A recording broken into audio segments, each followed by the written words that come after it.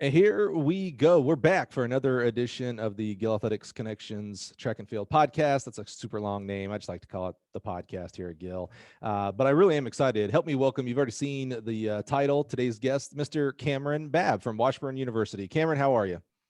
Doing great, Mike. Thanks for having me on. It's fun to be fun. Yeah. Hey, how formal are we? Is it Cameron? Is it Cam? What do we?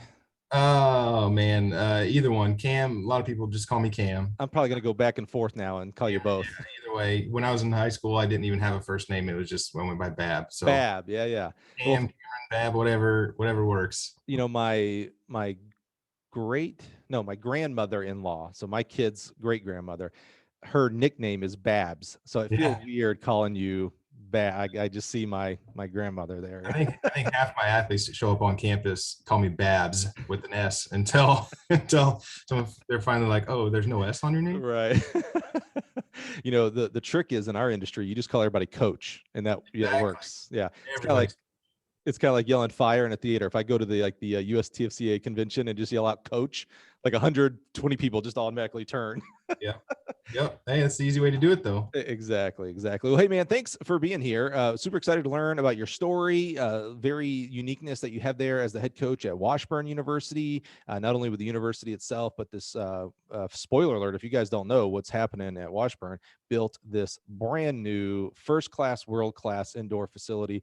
And that's an extremely unique thing, right? Not a lot of coaches get to build new facilities. And so we're going to talk with Cam today about, just kind of the process, how it went, what were some of the struggles, some of the positives. With every construction project, when you get done, you always go, man, I wish we would have done this.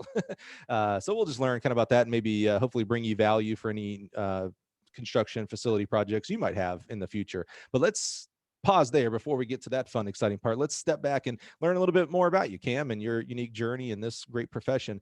Let's start maybe with how did you get into track and field, and maybe it was in high school or club. Where did it begin for you? Oh, my track career was, I guess, started in middle school. I grew up playing almost every sport. My family's a big basketball family, so basketball was a big sport of mine. And one of the things that I used to try to do was see how earlier I could dunk the basketball. Oh yeah, of course. Middle school, I was trying to dunk, and game warm-ups, I was warming up and trying to throw it down a little bit. And I was getting pretty close and touching the rim and, fingertip touching the rim type of dunking in middle school. And so when track season rolled around, high jump was one of the first things I tried. Yeah. It was seventh grade, so I'd never done anything. But they're like, well, just first day of track, go try all these other events. We got high jump set up in the gym. We got long jump outside in our little sand pit we dug out. And if you want to go sprint, go run around the block a little bit. Well, I went and tried high jump and, just did this little C approach and jumped, and it was kind of fun and went pretty high. And so I started high jumping in middle school, but I also sprinted. I was one of the faster kids in the school. And so, middle school is when it started, and I just fell in love with jumping and sprinting at that point. So every day I get new experiences in this great sport. And this week, my son, who's 10, it's his first track camp. They got a little camp at one of the local private schools for like a fundraiser, right? And I'm so used to a lot like you probably, Cam. I'm going to the NCAA championships. Just finished watching the trials, conference championships, etc. I'm used to seeing like kids who are really well coached. Like they're all, the females are jumping 5'1" and higher every meet I go to. Guys are jumping 6'10" and higher every meet. This kind of really brought me back to I don't want to say my roots, but really brought me back. Here's my 10-year-old who is, he's maybe seen a couple of high jumps on TV, but he's never done it. And I'm doing so hard. And this is the hardest part, Cam. I'm trying to let the coaches be the coaches and I be the parents. I'm just sitting back. I'm like, but it was super unique to see his natural tendency for high jump. And I don't mean that like in a good way. Like he, got out there and jumped 5 feet right off the bat. Like he goes and he 2-foot jumps and he jumps on the inside foot instead of the outside. How was it for you? Was it more natural, or did you kind of do the same things? You're like, yeah, I tried to do a barrel roll into the high jump pit the first time. No, it was pretty natural. I want to say natural is, I guess, as good as natural as a seventh grader could be. But like I said, I grew up playing basketball and doing right-handed layups, so jumping off my left foot. And 1-footed jumper, was really natural for me. That's a good point. Much more comfortable for me to do it that way than to jump off 2 feet. Yeah. And so high jump was very, very natural as far as the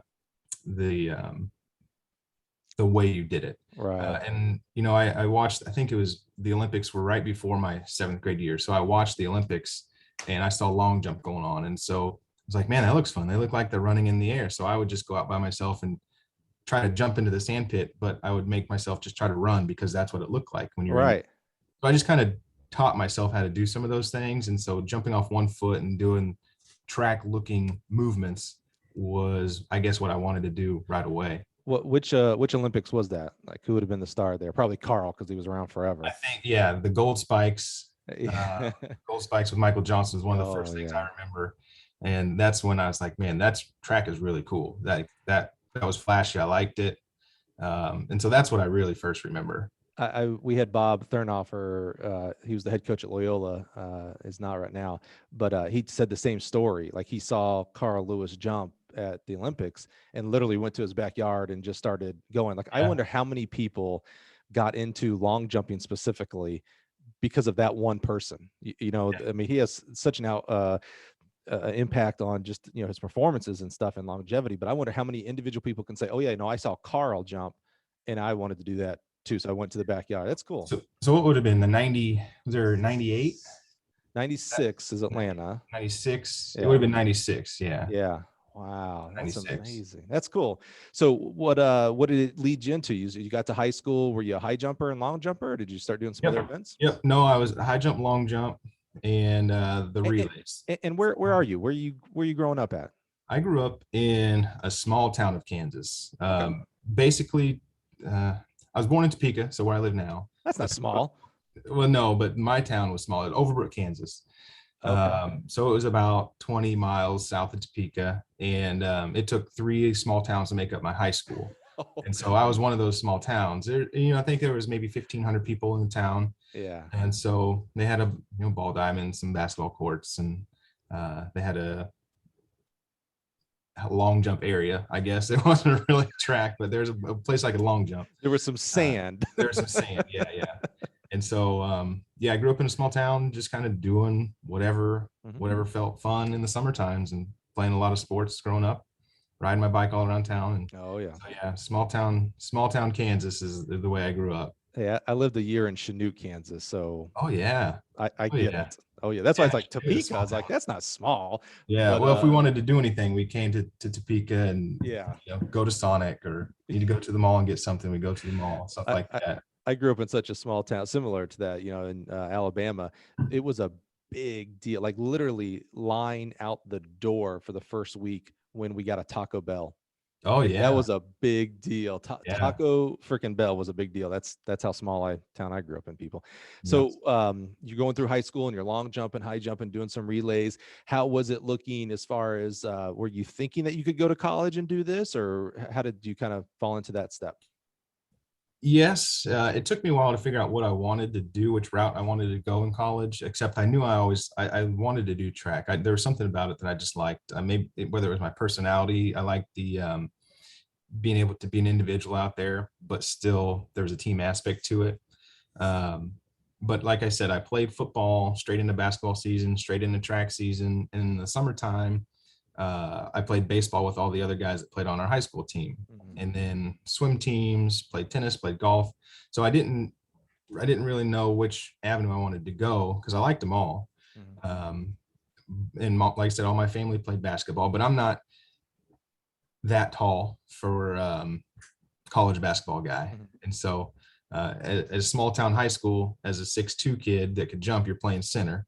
And so you made every 6-footer feel terrible. You're like, I wasn't that tall, 6'2".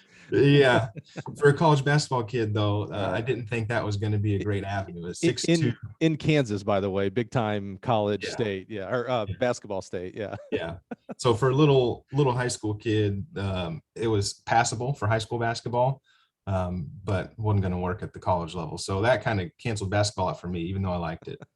Football was my next option. I did like football, but I wanted to do track. And so originally I was actually telling people that I was going to come to Washburn where I work now, because I grew up, 20 minutes away, but I was telling people I was going to come to Washburn and I'd probably do football and track both. And that's just what I was going to do. Mhm. And I was saying that for a while. And finally, sometime my senior year, someone told me, well, Washburn doesn't even have a track program, right? It's like, what are you talking about? Everyone has track. Track's just a sport that everyone does. Like, no, they don't have a program. Like, you can play football there, but you can't do track. So once I learned that, I was like, well, guess I'm not going there. And both my parents went to a school down the road. And so I played an all-star basketball game there, had a couple friends there. So I got to spend a night there with my friends. I was like, oh, it's kind of cool. I'll just come here. So that's how I got to my college. What school was that? That was Emporia State University. Yeah, So Washburn's rival school, basically. Yeah. And so it's 50 minutes away from here. And I grew up within an hour from there. Both my parents went there. My dad played basketball there.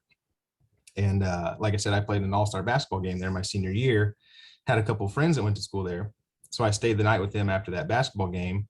And it was just a familiar place. Mhm. And so in a great school with a great track program. I mean, it's not like you second fiddle here. You went to a great place. Yeah, I wouldn't have known any different back then. I only took one college visit. That was to Emporia State.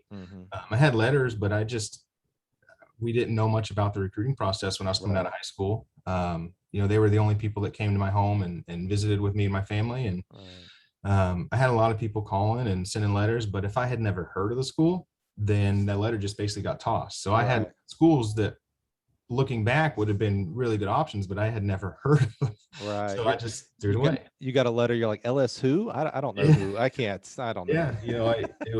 Yeah. Brown, Valparaiso. Right. Yeah. Schools in my own conference, Central Missouri, Pittsburgh State, all the schools that I now know and understand who they are. Right. I got one from University of Nebraska, but I think that was more for academics because I sent my ACTs to them. Right. And what year did you graduate? This is interesting to me. 2003. So 2003, I know the internet was not the same in 2021 as it was in 2003, but it was commonplace, I would say. In 03, I was at Ball State. Yes, I was on the internet. I remember Track Shark and stuff like that.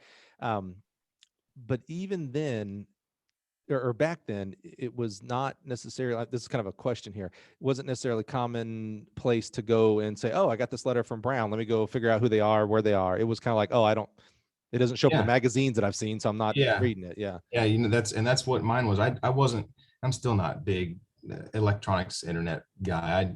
I don't use it much. I especially didn't back then, but I just quick story. I can remember my mom, who I lived with in high school. I got a letter from Valparaiso, and the only reason I knew Valparaiso was from their Final Four appearance they had. Basketball, yeah.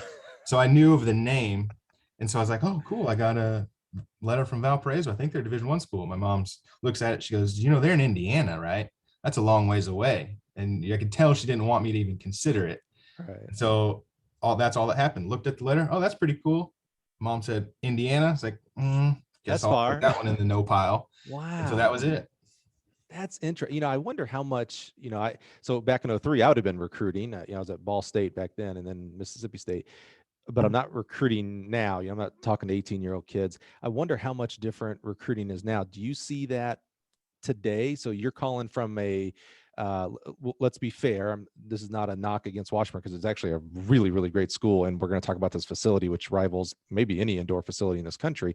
But are you writing recruits and calling recruits and emailing recruits and they're like, who, where, why should I talk to you? You're far, you're in Kansas. I think that has changed a little bit. You don't have to do as much explaining as you used to. Just because they can just log right onto their social media. Yeah. Okay. So they're, yeah. Okay. That's what I say. So they're more, it's more commonplace now to go, okay, well, who's this Washburn? Let me Google it. And yeah. Okay. Yeah. Okay. Yeah. I think it's changed quite a bit from when I first started, and you really did have to explain who you were, what the school was, what you offered. Right. And now it almost seems like kids would rather not hear you, but just tell me what school. Okay, I'll call me back. I'm going to search you for a little bit. And then if I'm interested, we'll talk more later type of deal. So like your initial phone call is more of like, hey, so we're interested. Okay, now you going to go do your research and let me know if you want me to call you back. Yeah. I mean, wow. Yeah, it's changing. I'm probably a little different than some recruiting wise, but I rely heavily on written correspondence, whether it's Mhm. email and text or messages through social media. I mean, that's, to me, that's been my best way to get with kids. Yeah. You can call kids, but it just seems like they just do not want to talk on the phone. Is Like, that right? yeah, just it's different. Hmm. And I- even my wife, who's only a few years younger than me, but you can call, and this is when we were first getting to know each other. You'd call, it'd be like pulling teeth to get a conversation, but as soon as you hang up, the text messages start flying. Like, you just tell people would rather text or communicate that way. Yeah. And so that's kind of what I do. I rely on those um, text and email type messages. But yeah, it's changed. Kids will just look you right up. It's amazing what little things do that change the world. So remember back in the day, we used to get, what, 100 texts a month on your plan, right? Or Yeah, yeah, 200. And then, the special ones, if you got the unlimited. And then now everybody, like, no one talks about like how many texts you have. It's just part of yeah. what you get in your package.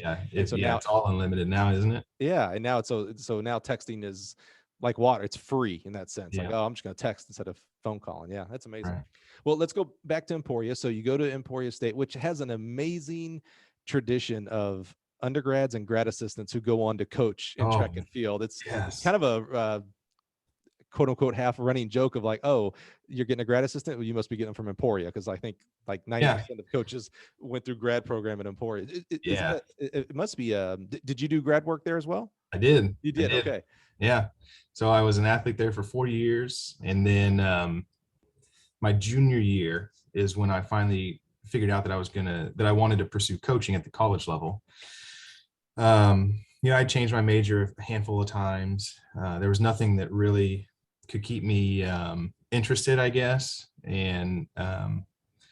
But I had witnessed, I had some bad coaches through my career, not just in track, but just coaches that, um, I'd seen good coaches and I'd seen bad coaches. Hmm. And when I was at Emporia, I saw and was just kind of paying attention to one particular coach who I thought was doing a really good job and how they were speaking to the athletes and the biomechanics that they were trying to explain to the athletes. I was like, that's the first time I've heard anyone use biomechanics to explain why you're doing something. And so that kind of clicked with me. And so that's when I was like, I think that's something I want to dig into.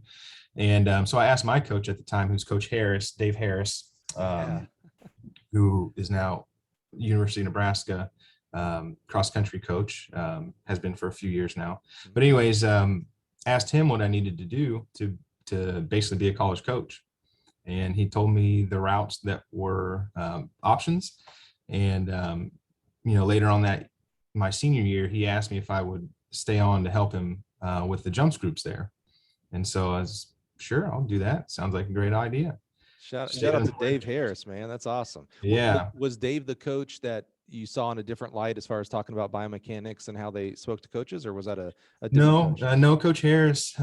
He was the distance coach there at Emporia when we were Right. there, and he did coach me in hurdles for my time there as a decathlete.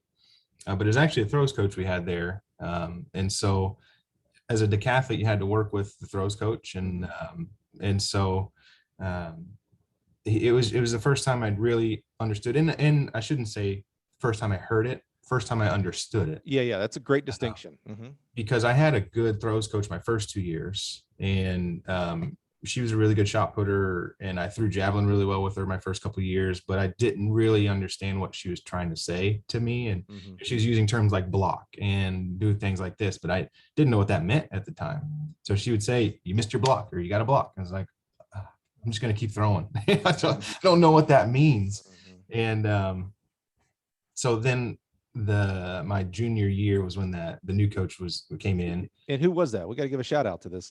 John Gallagher was his name. Okay, yeah. John Gallagher. I think he was at Minnesota Moorhead for a few. I don't even know if he's coaching there anymore. Yeah. But he was big into the Highland Games back then, and Oh yeah. strongman type stuff. But So had some good success with throwers. So it sounds like he communicated differently with you. The other coach was a good coach, but maybe there was just some difference in how they Yeah. communicated to the athletes versus John. Yeah, it was just little stuff, when you're throwing, him saying like, well, you don't want your feet to be on a balance beam, so you need to have your feet shoulder width apart when you're doing something like this. It's like, well, I've never heard that before. Why don't you want your feet in a line? Well, look how much balance you have. You don't have much balance when you're doing that. So it's just little stuff that it's like, man, they're like, why am I a junior in college? And I've been doing sports my entire life. And just now hearing that there's a certain way you need to be doing things. And you don't just do things on pure athletic ability. You actually have to do it a way that makes it biomechanically sound and principles that make you better in that sense. And so that just kind of set me on a path figuring out why you need to do things a certain way. You know, a lot of coaches and athletes that want to become coaches think about, you know, majoring in biomechanics and physiology and things like that. And those are important. Don't hear me say that. But it almost makes me wonder if like every coach should be a communications major or minor. Because when you're talking about that, like I thought of two things. One is Bushek Nader, who is biomechanically, physiologically, one of the best top coaches in this world. But he, you know, he can explain it to a dummy like me. Like when I was ever in his level 1s and level 2s and stuff, like it was just, it was explaining it like I'm a 5-year-old type of thing. Like I understood what he was talking about. And then again, back to my son's camp, they were doing long jump yesterday. And and it was a high schooler so who was helping. So I can, you know, I'll give her a lot of grace because she's in high school herself. But you know, my son runs down and she says, yeah, if you don't do yada yada yada, you're gonna scratch. And I was like, I'm not sure my 10-year-old knows what that means outside of like scratching an itch. Like Yeah. she did not take the time to say like, hey, so what scratch means is it doesn't count because of blah blah blah. And I was just like, Yeah. man, you know, the communication piece is so important. Yeah, that's interesting. Yeah, it is. And you know, it's a big deal. It really is how you communicate, and understanding that not every athlete's going to understand one thing how the other athlete does, and just figuring out how to make sense of what you're trying to say to each athlete is pretty big. And how do you like, so you've got a group of athletes and each one is in a different stage and age of their life, right? Not only they may all be the exact same age, but you know, they come from different places in this country, maybe different places in this world. They come from different training ages. So maybe you got a high jumper and they're like, yeah, I've been high jumping since I'm 7th grade. And you may have a high jumper who's like, yeah, I started my senior year. How do you, not so much the communication side, but how do you, this is awkward how to ask this, how do you communicate with the kids so that when you explain something, how do you make sure that each kid understood it the right way without asking, hey, do you understand? Because you know, when you're in a group, a bunch of 18 to 22-year-olds, they're going to be like, yeah, I got it, because they don't want to be embarrassed and be like, no, coach, I have no clue what you're talking about, right? How do you kind of like explain what a scratch is, what a foul is? You know, those are all the same things, but a kid may not know what they are. Am I Yeah. You know, it takes a while. And you know, kids freshman year, their first year, a lot of times you want it to be, and hopefully it is, more of them listening and trying to ask questions, or if they don't understand, making sure that they can come and like, hey, I didn't quite get that. But it's really more of the coach talking their freshman year. And what I like to do is I give them all my cues and I tell them different ways of the same thing throughout their whole freshman year, hopefully. And, you know, I'll try to find ways to explain it and talk them through the details of what we're trying to do. But eventually I get to the point where I'm always asking, how'd that feel? What'd you think? How'd that feel?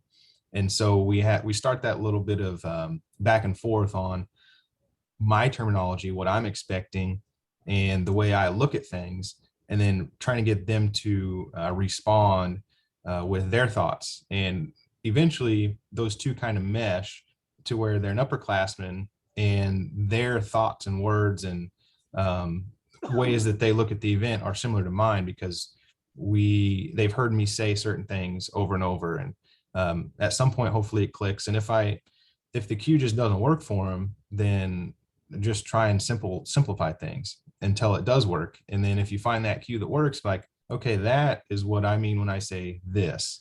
Bringing it back, bridge it back to the, try to bridge it back, or just keep using the same term that works for them. But that's when you really see them start to understand what you're talking about, is if you can find a cue that links what worked with them with what you've been saying. And so once they're an upperclassman, and this happens with kids in my program all the time. Once they're an upperclassman, it's almost like they can coach themselves because they know exactly what I'm going to say, or what they feel is what I see. And so once they're an upperclassman, most of the time they can take care of a practice by themselves, or they come down the runway or do an attempt or come out of the blocks before I even have to say anything, like, oh, I missed this, or I did this, I could have done this better. And it's exactly what I was going to say. And so it feels like what you're describing is another important word between coach and athlete relationship, and that's trust. And what I mean by that, when you were talking about, the athlete can express back to you of what they felt or what they didn't feel, et cetera, they have to have trust that, the coach is going to receive that and not be like, well, you're just doing it wrong, or you're dumb, or you're not athletic, or whatever. Like, there has to be that trust of like, hey, I can come and give my opinion back to my coach. Like, hey, coach, you said whatever in the high jump, and I just did not understand that at all. I'm so sorry. Could you help me understand that? That takes trust. That's some vulnerability there to their coach. Sure. Yeah. It's a two-way street. The athlete has to, you'd like the athlete to be able to express what they're thinking and their thoughts, and not be like, well, why are you thinking that? That's pretty stupid. Shouldn't be thinking that. But just, to me, it's a simple conversation to have with athletes. It's an everyday thing, just asking them what they felt, as an athlete, I've probably been through what they've been through. I have the benefit of having been a multi-event or combined event athlete. So I've done almost everything that I'm asking these kids to do event wise. And I've taken the time to study and learn why you should be doing certain things. And so there's never a time that I'm like, well, that's stupid, and why'd you do that? It's like, I've probably done it too. So, and like I said, I spent most of my athletic career not understanding why I was supposed to do something. It wasn't until late in my career when I finally understood that I need to be moving a certain way. I need to be trying to accomplish certain tasks when I was jumping or running.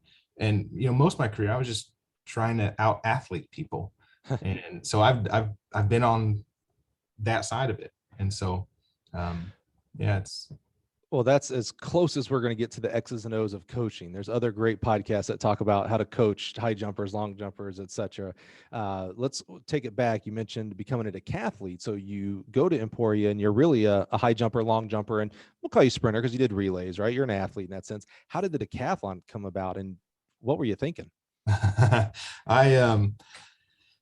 had a buddy my freshman year in the dorms who they asked to be a decathlete, but and I thought that I was just as good, if not better, of an athlete. And I was like, why didn't they ask me? High jump the same. Ego. I jump the same. I'm faster.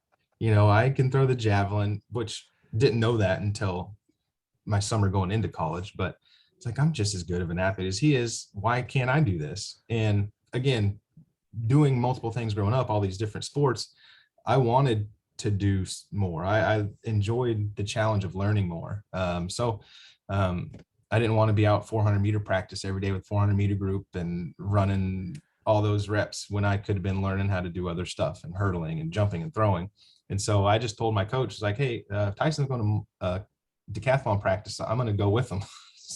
You just told him. You didn't say, hey, can I also? You're like, hey, I'm going with him. Pretty much, yeah. I said, well, if Tyson's going to do it, I want to do it too. I'm going to go with him. Like, can you do, what else can you do? It's like, well, I threw javelin one time in the summer and it went 176 feet. And so I could probably throw javelin. Is that real? Yeah.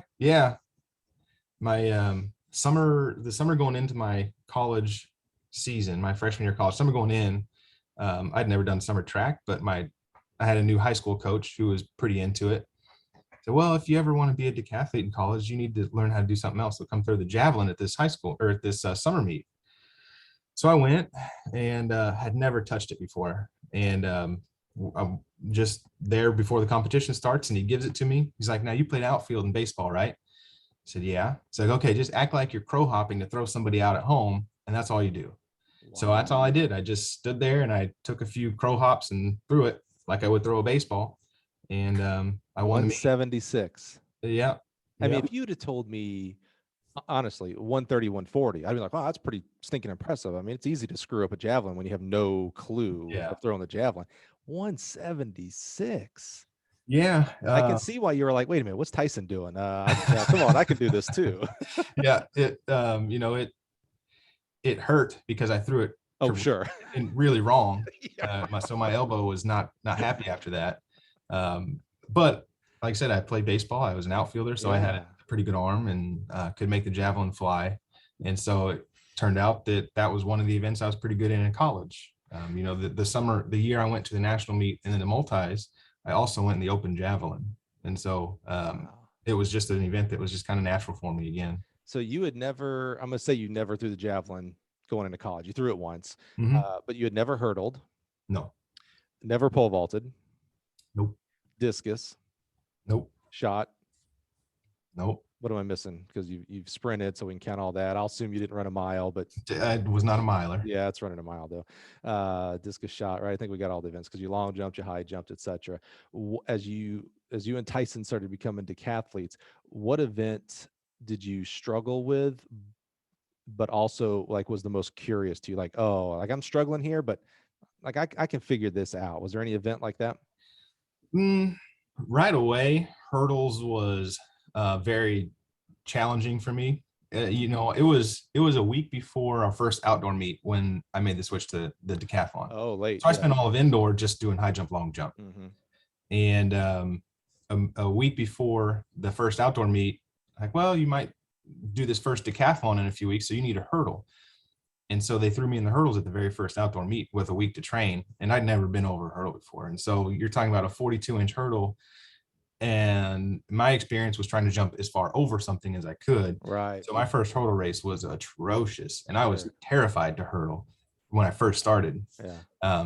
But I'm fairly tall for a college track hurdler. And Look how that changed. yeah, Earlier, like I'm not that tall. Now it's like I'm fairly tall. yeah. So you just got to know which sport you belong in. That's right. And so hurdles was one that I ended up liking by the time I was an upperclassman. I really did like the hurdles. Long jump, when I first got to college, I was okay at long jumping. But by the end, I really liked it and was pretty good at it. And javelin was something that I liked too, just because it was natural.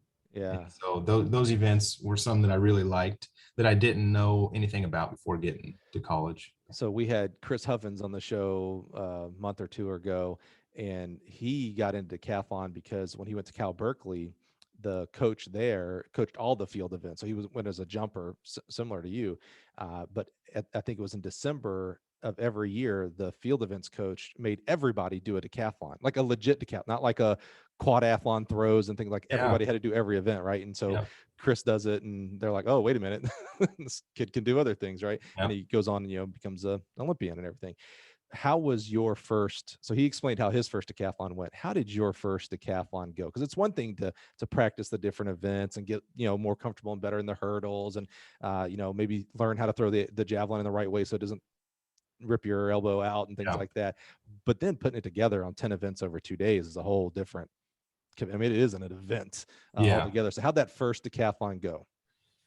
I don't remember many details of my first one, other than I really liked it from the start. I liked the mentality of all the guys that you were with competing. I liked moving from event to event to event. And for me, there was events that I was just going to be scoring points in because it was kind of natural to me. You're going to score points in the sprinting events. I scored points in the jumping events, the javelin.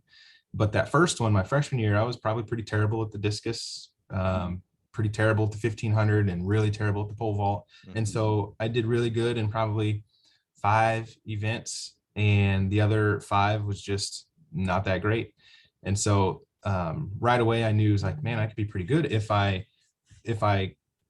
could improve on these other events, and let's figure out how to get better in those. And so my second time around, I think, was just our conference championship meet. I scored in the MIAA conference my freshman year and qualified for USA Junior National Championships.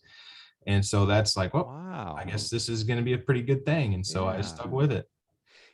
I've worked with you as Coach Babb, never as athlete Cam, right?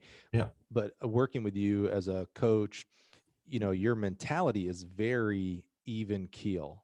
Like, I don't see you when we work together, you don't get really excited, but on the same side, you don't ever get down as Mhm. well. You're very even keeled. Were you like, because that seems to be a very important aspect mentality wise for a decathlete, right? You can't, you go out and PR in the Yeah. 100. Well, you can't get so overexcited. You then screw up the long jump, and vice versa. You can't bomb the long jump and then bomb the other 8 events after that. Yeah. Did you have that same mentality as an athlete? Oh, definitely. Mm, Definitely. Yeah, you're never too excited, yeah. but also never let myself get to the point where I was like, well, I stink at this. This is over. I'm done.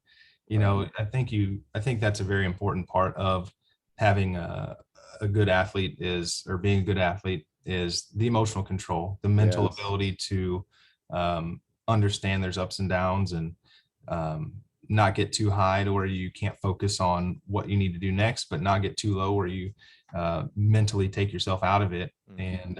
And I was never good at pole vault, and so you just kind of understand, like, all right, we're going to do as best we can here and move on. Mhm. And it's just it was a mental thing where you got to control what you can during the multis.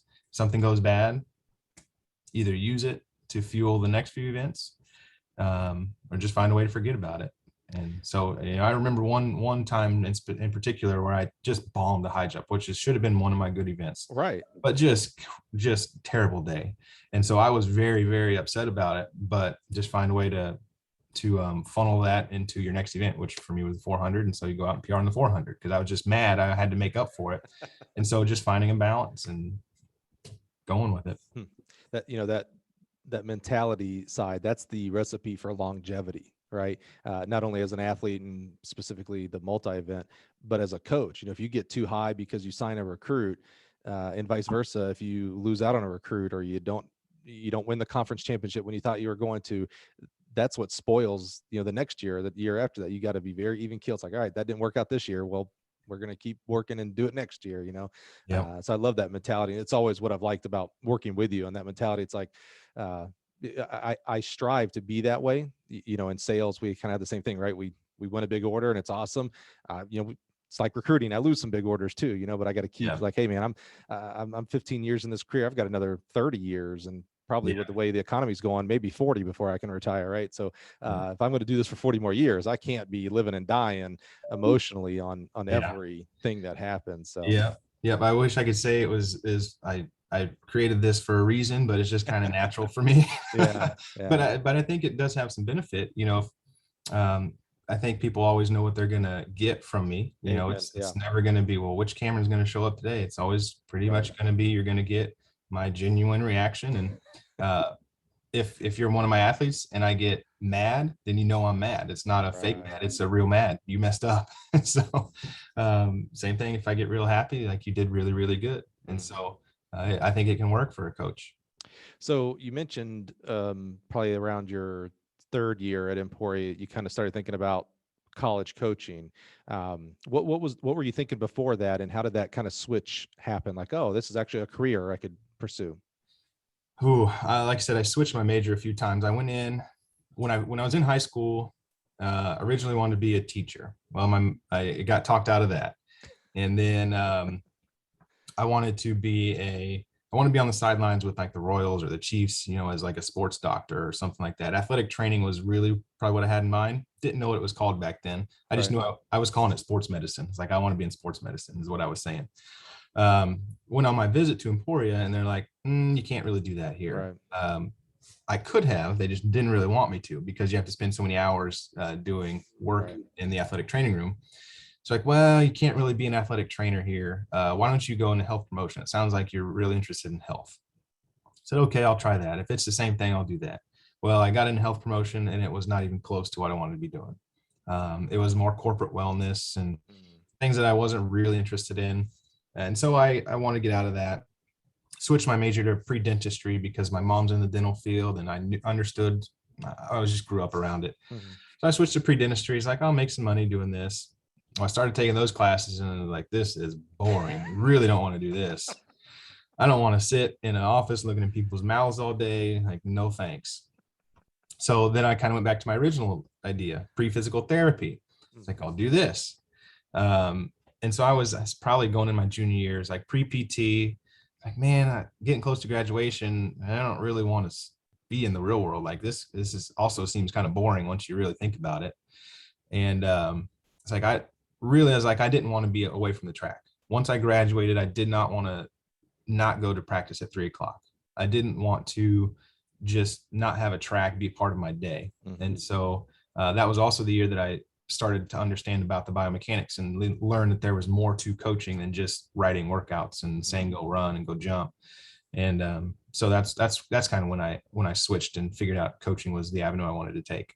Originally, I didn't want to be a coach because I didn't want the responsibility of being in charge of people and messing up their career or doing something wrong. But then I just kind of took in all the good coaches and bad coaches. Like, I think I could be a good one. And so, yeah, that's junior years when it all happened for me. And then you graduate, you're undergrad, and you go on and be the GA there at Emporia. Yeah, the GA at Emporia. And like you said, there was a bunch of them coming out. Did you keep competing as well, or did you stop that side and go into? No, I stopped. No, I stopped. I felt like my body had taken enough beating throughout my years, and I wanted to train for a couple weeks, and then I think every young coach is like, well, I'm just going to train with my kids. I'm going to just do the workouts with them. But as soon as you start, coaching, you realize it's not really that easy to actually coach and train at the same time. Like, my attention needs to be on the kids and coaching them. So I didn't really pursue anything athletically after, like, when it was time for me to start coaching. But what did you go to get your grad work in, your master's?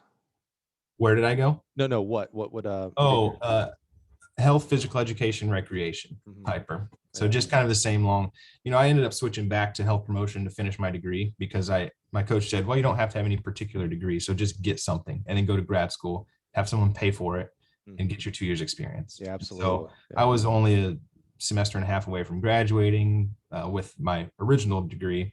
So I just switched it, finished up, and then got into grad school just because I needed to be in grad school. Yeah. Shout out to the non-science majors who are coaches. I literally, because, when I went back in undergrad, because I took 2 years off, I knew I wanted to be a coach, and specifically a college coach. Right. And so I was like, I just need a degree. Yeah. Like, yeah. Maybe it would help. I mean, not maybe, it would certainly have helped in certain aspects if I'd have gotten biomechanics or whatnot. So I literally, as I applying back into college, I'm looking at the majors. I'm like, oh, public relations. Oh yeah, I can. That's easy. Like that'll give me a lot of time to be on the track instead of studying and stuff. So that's how I picked mine. And now I got a BS and BS, and it did me pretty well in the recruiting game and things like that. Yeah, exactly. Yeah. So what, as you're finishing up, going into your last semester or so of grad work, what did it look like pursuing jobs? Now you got to go get the real job, right? Now you got to go find it full time. It was rough. This was 2009. Okay. So economy was not doing really well. Right. And I had some really good athletes. I mean, I had good jumpers at Emporia State. I had 3 All-American high jumpers in the same meet my first semester. Indoor championships, I had 3 All-Americans in the high jump. And then I had a national champion triple jumper, and I had some good athletes. Yeah. But no jobs, and I was applying to jobs, and I didn't really know how everything worked back then. I didn't network anything. I never went to the coaches convention. I didn't do any of that stuff. So I thought all I had to do was have a good resume. You thought, I'm a grad assistant at Emporia. We all get jobs. Like, well, I've got probably the best jumps resume of any grad assistant in the country. Why would I get a job? Yeah. Well, that didn't necessarily happen. But my senior year, my last year there at grad school, I met Rick Addig, who is a very well-known pole vault coach and multi-event coach. And he was at a KFIRS convention at Emporia State, and he came down to the weight room where I was training my guys, and we struck up a conversation, and I told him I was a decathlete, and he was interested in doing one of his pole vault camps at our facility there. And so I volunteered my services. Well, if you do a pole vault camp here, I'll help you, because I wanted to learn pole vault. I was a terrible pole vaulter, and I knew I needed to learn it. And so I was like, well, who better than to learn from? No so doubt. I volunteered to help him at the camp. Well, long story short, he did camp there, and I learned a ton in those first 4 days. And he asked me to keep coming back and helping him with camps. And so I did that through the next summer, helped him with pole vault camp. didn't get a job didn't get a job the summer I was done. But he'd asked me to come help him coach at the high school he was working at. So I went and I was an assistant high school coach for Coach Addig my year, for 2 years actually after grad school. I worked in the high school as a special education para, and then coached track and field and coached women's basketball, coached cross country. And so I was just at the high school level learning from Coach Addig and helping him with pole vault camps. And you did that for 2 years? 2 years. Now, first of all, shout out to Rick Addig. Not only, legend as it comes to, he's known for pole vault coaching, but he's a coach. Don't get it twisted. Yeah. He can coach, but also one of the just like greatest people that's out there as well. Oh man, I could do a whole podcast on what he did for my career. Yeah. But he was such a good man for me as a mentor when I really thought I knew a lot because I had such a good group of jumpers my first 2 years. Mm-hmm. But man, when I got with him, he, again, one of those coaches that unlocked the whole world of this is why you should be doing certain things. Right. And that was working with him was the first time I had heard the biomechanics behind sprinting and how to sprint correctly and what makes you faster as an athlete. I went my whole career and my first 2 years of coaching without knowing any of that. Let's warm up, let's go train. That was it. And so getting with him and learning a really in-depth explanation of biomechanics of not only running, but all the jumping events and pole vault and multis. And so just a different way of looking at coaching. And he set my career on a trajectory that got me where I am now for sure. Yeah. We talk a lot about mentors and such in this profession specifically, and, no better one than a Rick Addig for you. I mean, I don't want to say you got lucky there, but you're lucky for having him guide you through those years. As you were on a path to coach college track, and now you're working on the high school level, coaching other things, girls basketball and things like that. Was there any sense of disappointment or frustration, or was it more of like, yep, just stay the course, it's going to happen? How are you mentally kind of taking this process? Each summer was a little challenging because I applied to 100 plus jobs between the 2 summers, just trying to get anything in the college level. But again, I wasn't panicking. I was going to stick around and do it for as long as it took. If I had to apply for jobs for 5 summers and work at the high school for 5 years, that's what I was going to do. I just kind of always have that mentality of things will happen when it'll happen. I just have to do my job. If I just keep doing a good job of what I'm doing, then eventually the right things are going to happen. And that was my approach the whole time. There was never a time where I was like, well, coaching's done for me, I'm out of it, which I think happens to a lot of coaches, whether they get into it for the wrong reasons or different reasons. It's, well, I'm not making the money I need to be making, or I can't believe I got passed over for that job, I'm better. That I think that happens a lot in the coaching world. I can't believe I didn't get that job, I'm better. Look at the resume I have. If I was at that school, I would have done this, and this differently. If I just had the opportunity there, I'd be better than them. And that was never what I thought. I was just like, I just need to do what I need to do. And when the job comes, it'll happen. But I was prepared to move anywhere in the country. It wasn't like I'm only going to work here and here and here. I was going to go anywhere.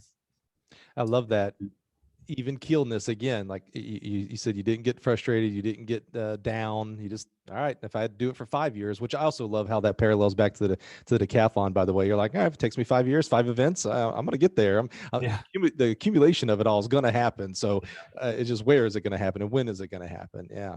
So how did it happen? What was the breakthrough? The breakthrough was, I think, having a couple really good guys on my resume, but also my background as a multi-event and taking a job that really, a very entry-level job that needed someone who could do everything. So I went from Blue Valley North High School working for Coach Addig, and he knew that I wanted to be a college coach. And I got a call from a school in South Carolina, Limestone College at the time. Mm-hmm. And they needed someone to coach all their events. They had a distance coach, and they had a coach there who only wanted to coach the 400 meters. And so they needed someone to do everything else. And my resume, I was a multi-event, so I had background in everything. I had Coach Harris, who was at one time the president of USTFCCA. So he was a Right. well-known name. Mhm. Coach Addig was now on my resume, a well-known multi and vault and jumps coach. So I had now a resume that I guess looked like I belonged up there at the Mhm. college level, with a couple of big names on my resume, background doing multiple things, actually developed jumpers over the past 4 years at the college level and high school level. And so this school needed someone to come coach it all. And so went out to South Carolina and I coached all of it. There was 3 of us coaches. But like I said, only one coached 400 meters and one coached distance. So I was doing 100, 200, 400 hurdles, long jump, high jump, triple jump, pole vault, discus, javelin, hammer, weight, everything. And so that my background as a multi-event athlete is what helped me get started at least. Now, any reservations going far? You went to South Carolina. Indiana was far when you're in high school. South Carolina's farther. Any reservations of going to a new part of the country? Not when I was coaching. No, I was ready. I'd been in Kansas my whole life, really. Mhm. And there was nothing that there wasn't a reason that I was staying in Kansas other than that's just where my jobs and college life was. But I was ready to travel. I wasn't a homebody by any means. I wanted to travel. And as a GA, that was my first experience really traveling outside of Kansas, just with a team, took a kid to Ohio for junior championships, took the team to nationals in California. So I enjoyed traveling. Mhm. But like I said, I was applying for jobs anywhere in the country. Any job that said jumps multis, I was applying for. And so South Carolina to me wasn't a big deal. It was a new experience for sure. Um, Going from the high school level for 2 years back to the college level, and then in charge of a bunch of events was a challenge. But I was so young and so eyes wide open that I just did it, and I just jumped in with both feet and wrote a plan. And here's what we're going to do: show up to practice. We only got 2 hours at this high school track, so I had a plan for every event group. Handed it to them. I'll be over here coaching the jumpers today, but I'll be with you guys tomorrow, type of deal. So you've got a great background in, I'll call it the decathlon events, right? So some throws, discus and javelin and shot put even, and jumps, obviously, and sprints, but you don't have hammer and weight throw experience. And that's a fairly unique events. Did you reach out to anybody, or how did you kind of figure that part out? Yeah, I did. And this was so my first year at Limestone was when I started going to the coaching convention, the coaches convention every year, and I haven't missed a year since, except for this last year when the pandemic canceled it. But that was where I really started to understand that you can network, ask for help, ask other folks. And so the coach I had my first 2 years as an athlete, who was really good, but I didn't really understand what I needed to be listening to yet. But Heather Leverington was a coach that I went back to and asked her, what do Yeah. I need to do to coach hammer and weight? Because I've never done it, but I have to do it. And so I talked to her for an hour at the convention, and she gave me some tips and pointers. And so I took them back and just started working with my athletes. Now this is interesting. First of all, Heather and I are Facebook friends. Love her to death. Yeah. So this is interesting. So this is kind of unique. So you had Heather your fresh off year, Yep. and there were some admitted misunderstandings, miscommunications, whatever. Maybe it was just it's where you were at the time and where she was at the time. But now fast forward, call it 5 years, 5, 6 years. And now you sit down and talk with her.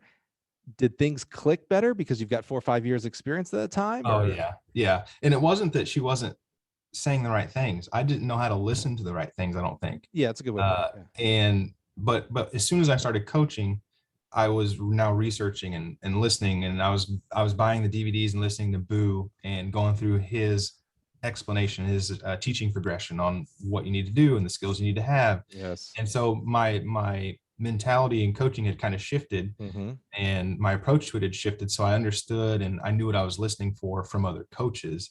And so then you going back and talking and getting advice from people, Right. you ingest that information way differently. And Yeah. man, I know almost every coach would say the same thing. If I could go back and do it, knowing what I know now, my career would have been blah, blah, blah. And so that's so true. If you can go back and do college or high school over again, knowing what you know as a coach and understanding what you know as a coach, your career would be way different. Yeah. But it's so hard to get athletes to do that when they're an athlete. That's what I say, maybe, right? Because when coach is talking to you as an athlete, you're ingesting it selfishly. And what I mean by that is you're trying to internalize it like, well, how do I do that? Mhm. When you're now coach on coach and you're learning from another coach, now you're ingesting it selflessly. You're now thinking, okay, how does that flow through me now to my athletes? I don't know. I don't know this perfect athlete that, as an athlete can also think about it, selflessly, and putting it all together, if I knew what I knew then type of thing. I mean, it's a Yeah. very, we just had a bunch of interviews and backstories on a lot of these Olympic trials athletes. And it's like, man, you've got to be selfish. I mean, if you're trying to hit the pinnacle, whether it's Olympic trials or the MIAA, that's the pinnacle. If you're trying to hit that, you've got to be selfish. I got to do the right things for me, health wise, rest wise, comprehending my coach, things like Yeah. that. So that's, I just thought that was interesting. You have her as an athlete, and now you have her as a mentor, so to speak, to learn how to coach these events, and the mentality switch that had to happen there. Yeah. Yeah. But like I said, I'm grateful I had people like that I could go back to and ask questions for, or ask questions about certain things. And I had, like I said, I had good coaches in my past, but I also had bad ones. And so I think it was really the bad ones that made me appreciate coaching and want to go into coaching. I just, you just kind of understand that you can learn from both, Right. what not to do, what to do. But Yeah, I've had some that's good awesome. ones for That's sure. so unique. I love that you got to go back, and that it was Heather, who's like nicest person in the world. Yeah, she's great. That's awesome. So how did Limestone go coaching, 20 of the 22 events basically? And where did you go from there? It was good. It was a challenge. It was a challenge, but I was young enough and naive enough that I didn't really know anything different other than I'm working a lot, I'm doing a lot. And so what I would do is I would write a plan for each event group, and I only had 2 hours a day at the high school track. So I would coach one event group that day, and I would give the plan to the other event groups and say, okay, you guys are on your own today. And then the next day I would go with one of the other groups, and I would just rotate. So I was heavily reliant on the kids being able to do the plan themselves at practice that day. And I would be there, but they might be on the other side of the track doing whatever I had written on the paper. And so it was difficult just to manage practice from day to day, but keep eyes on everyone at all times. And so we got much better, but it was just because the kids had a plan, I think, and someone who was putting time in that seemed like I cared what we were doing. And when I got there, they didn't even have the national championship meet on their schedule for the year. Sure. And so when I got there, I was like, well, when's nationals this year? Like, well, we don't put that on our schedule. We've never had anyone even hit a provisional mark. It's like, you're kidding me. We need that on the schedule. Like, that's a part that happens every year. Like, we just go to nationals. Every year I had been a coach, we go to nationals, we go to state meet. You have to have the championship meet on your schedule, but they didn't. So the first year I was there, I was an assistant coach, and just kind of got everyone on the same page. We worked hard, we did the right things in training, and we got better. And the second year they asked me to take over the head track job. And so now we had a head track and a head cross country. And so that was my first experience as a head coach. And recruited, brought in a couple good athletes, and men's team ended up winning the conference championships that year. And they'd never done that before. As I'll say, I had to assume that was a first. Yeah, that was a first time we won the conference championships. Wow. We had our first national qualifiers. I had an All-American in the high jump. And so there was a lot of firsts. We had athletes doing really good things. And so that was kind of a miracle year, not a miracle year, but a dream year for me. And, won some awards. Kids got real excited. Still didn't get a job after that summer though. And so that was a little discouraging, where I was still in my head doing a great job and had a great looking resume, but not getting a job. So I was there for a third year as a head coach. And again, strong team, good athletes, kids going to national meet. And the school at the time was just very, very difficult. to understand that there was going to be a path forward to get better. There was no facilities. They weren't going to give you facilities. There was very little money. They weren't going to give you money. So just as a young coach, I understood that I needed to move on or I'd be stuck there for a while. And so I was applying to jobs and finally got an offer from a really good program, Division II program still, in Texas at West Texas A&M. Yeah. And so I think people probably thought I was crazy leaving a head coaching job to go take an assistant job at another Division II school. Right.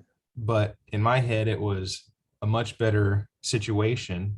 Got the same pay, but a little bit more as an assistant coach. Right. Less responsibility, better program. So to me, it was a step in the right direction just to get out of feeling stuck and to give myself an opportunity to have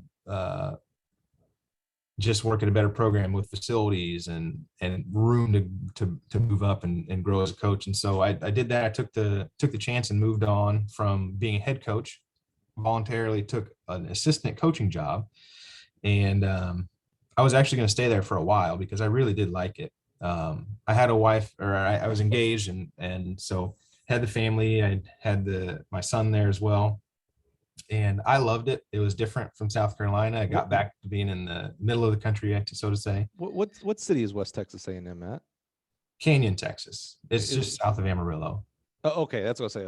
I was trying to get a beat on where it was because they have done and do a nice job there. Like, they're good. A sprinter right now that is like lights out. I mean, I got to personally see him at the indoor Division II. He won the 60. Like, and I think the time would have placed like third or fourth, somewhere around there at the Division I. I was like, man, this kid is legit. They won the 4x1 at the outdoor. Yeah, they do a really good job for. Yep. I'm gonna call it middle of nowhere Texas because all of West Texas is middle of nowhere. Yeah, they're good, and I liked it there. It was a good school. We're able to get good athletes there, and so I was going to stay there. I was prepared to be there and to just be the coach there for a while until Washburn came available, and it was a brand new program starting up. Track program in the MIAA conference in my hometown. It's like, man, I kind of have to apply to that, don't I? It's right. The conference I was in for 6 years as an athlete and coach. I was born in Topeka. My family is in Topeka. I'm having a family of my own now. It'd be really nice to be next to our own family and friends. And so once you have a family, your thought process shifts again. Changes. It went from I'm going to go anywhere in the country I need to be a coach to where do I need to be for my family? Right. And so I applied, not really thinking I was going to get it, but just something like I need to apply. Like if I don't apply, that's stupid of me. So I applied and didn't hear anything. And all of a sudden I'm at camp in Texas and get a phone call. I was like, hey, you applied to this job a couple months ago. Are you still interested? Oh, well, sure. Can you interview tomorrow? Well, I'm in Texas, but if I need to, I'll be there. And so I came up, interviewed on a Friday and got the job. So they called you on like a Wednesday or Thursday and you had to drive? Like how far? They called me on a Wednesday. Yeah. And originally wanted me to come interview on Thursday, but I was actually going to be in Topeka for a wedding on Friday. And so I think I mentioned that in my conversation on Wednesday. I said, well, I'll be there. If you need me on Thursday, I'll be there. It's no problem. I was going to be there Friday anyway, so I'll just come a day early. I think I mentioned it kind of like that. So we hung up the phone. They called me back the next hour. So, well, hey, if you're going to be here Friday anyways, we'll just do it on Friday instead. That was nice of them. So that was easy. Gave me an extra day to prepare the wife and tell her I'm leaving and going to interview. Hey, I'm going to a wedding. Hey, I'm going and an interview. Going to interview. So no, it worked out really well. But so what was that like? You're interviewing and spoiler alert, you get the job.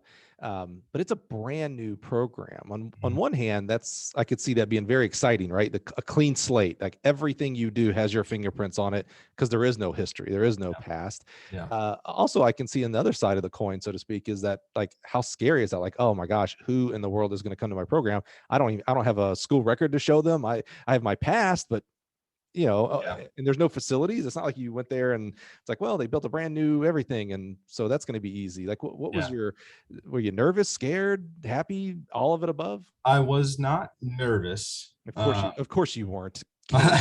Cam, even Neil, Babb here. Yeah. I felt pretty good about being able to go somewhere and start fresh and be able to stay there. Because to this point, I had only longest I'd been somewhere was 3 years. Mhm. And every time I left somewhere, they were pretty good by the time I left. I felt like, when I left Emporia State, and this was more on the recruiting side, but I left Emporia State in the following year. I think it was the following year. They got fourth in the nation. And for Emporia State at that time was huge. But it was with a lot of the athletes that I had helped coach and recruit. And same thing happened at West Texas A&M, which I'm not saying this is my doing by any means, because they were pretty good before. Right. But I did recruit some pretty good athletes to come in there that the year I left, we knew they were going to be good. When I told the head coach I was leaving, he's like, we're going to be good next year. It's like, I know. Believe me, I know. We're going to be good, and you're not even going to have a team, Cam. Believe me, I know. Because it was with the athletes that I had there that were good and the athletes that we recruited to come in there. And so I left in my first year at Washburn when I didn't have a team.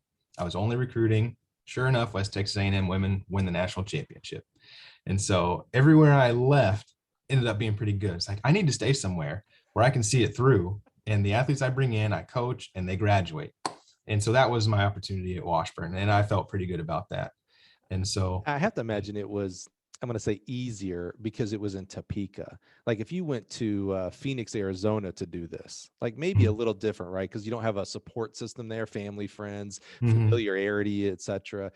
You go to Topeka, it's like, okay, I know it's, it's a blank slate. There's nothing here, but like I know high school coaches in the area. I know the area. It's not completely foreign to me. There had to be that familiarity had to breed some confidence with you. Yeah, and that's one of the things that really attracted me to the job was just being back in Topeka. My family did a good job of setting me up in this area. My family's was pretty successful here. The name of Babb in Topeka. If you said Babb, like, oh, you're Babb? Who's your dad? Who's your uncle? It was one of those situations in the town because my dad and my uncles were big sports stars in town growing up. All my cousins, big sports people growing up, and good people in the community. And so I think that helped just be here when they said, oh, Coach Babb. Oh yeah, which one are you? Oh, who do you which one's your dad? Right. And so people just kind of knew the name. They might not have known me necessarily, other than, oh, you were pretty good in sports growing up. But there was a reputation that came with Babb. There's a little bit of a reputation. So I feel pretty grateful that my family had done that and kind of carved the path for me in this area to just let it be easier for me. And absolutely, and, it goes a long ways in the coaching world. So what was it like, man? You get to Washburn, they don't even hand you a roster. I tell you, it was tough.